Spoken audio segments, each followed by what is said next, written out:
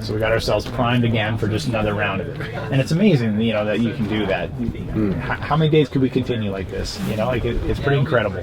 You know, like we all got out of bed at a snail's pace, and everything was stiff and hurt, but we're ready for another one. You know, how many days could you continue like that? I don't know. I looked around at one point and looked at this group, you know, and it's a very eclectic group of guys. Like, I mean, it's a very different group of ragtag.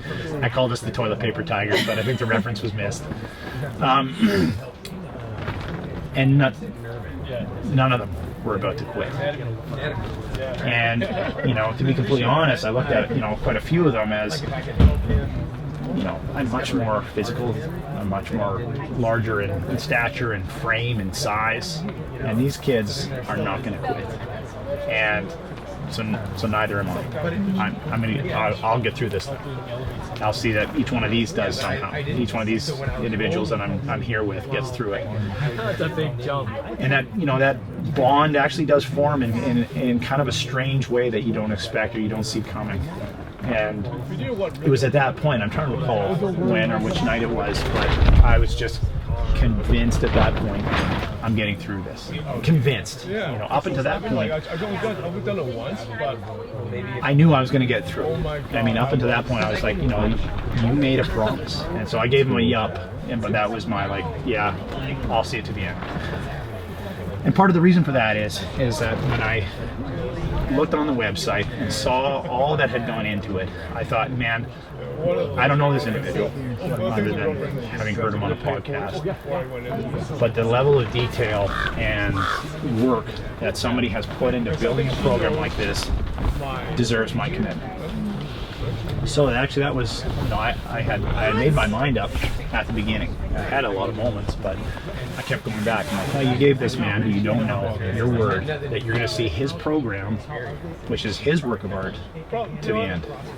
I think my advice would be for you know, for any of those, you know, men, I guess in this case, or, you know, or women that feel that there are rooms in their house, so to speak, that they haven't peered into. You know, there are closets or attics or, you know, that they haven't opened the doors to. That it's events like these that open those doors, that let you peer in rooms otherwise left closed. And they know who they are. They're sitting there in an office somewhere, and there is, you know, if not a void, there is just something that they haven't touched. And so you pick up a book and you read about, you know, some poor bastard that spent how many months in a Japanese POW camp. And how can you ever relate to that human being if you haven't even, you know, touched the surface of suffering? And, you know, I think, unfortunately, in our society, we run from that word. And I am in agreement with others that there's something to be said about running towards it, to find it, to know those limits, to know that you can grit your teeth. And here's the thing, we live in such a simple world right now. I mean, there's complexities, don't get me wrong, and there's illness and things like that that are tragic. But other than that, it's an all-you-can-eat buffet table. And if you don't push yourself to those limits, nobody's going to do it for you. Society's not asking that of you like it used to.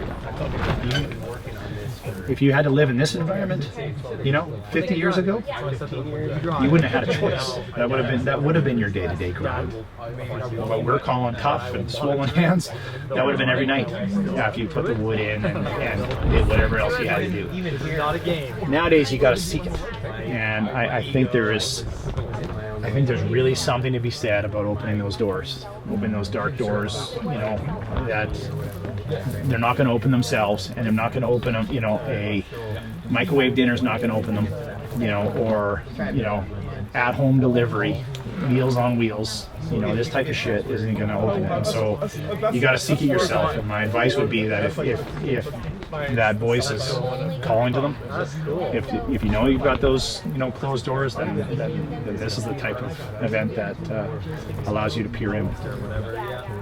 Yeah, I made a promise to myself and to this program. So I feel honored to have been part of the first serial, for starters. I only see great things for it. And I made a vow to myself that I would do just that, that I would put down all guards and I would let this happen as it would. And so I hope I've done that. I haven't withheld anything. I've been very honest with my feedback, and I know you can expect probably a greater degree of feedback once I digest it. Oh, I can't wait.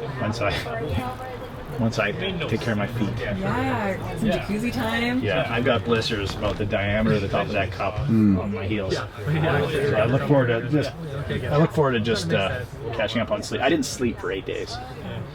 I don't sleep very well out in tents. And that's another thing. That's another notch in the old belt. Like, to do something that, leading up to this, I was having nightmares. And the nightmares were really bizarre. Anything come true? Any symbols? No, but I'll tell you what. Now this is. I was at the end of the line this morning, and someone yelled "Cadre." So I turned and looked, and trotting super slowly across the end of that road and stopped and looked at us was a giant white wolf. Great job, man. Yeah, thanks, guys. I appreciate it. And I mean it. Like, hit me up. If you ever Yeah, thanks. Yeah, I appreciate it. Yeah, I get my morning hits, so don't worry. There you go. Yeah. You'll probably hear a lot of lessons in the next month. Yeah, good. Yeah, good stuff. I look forward to hearing something. Cool. Yeah.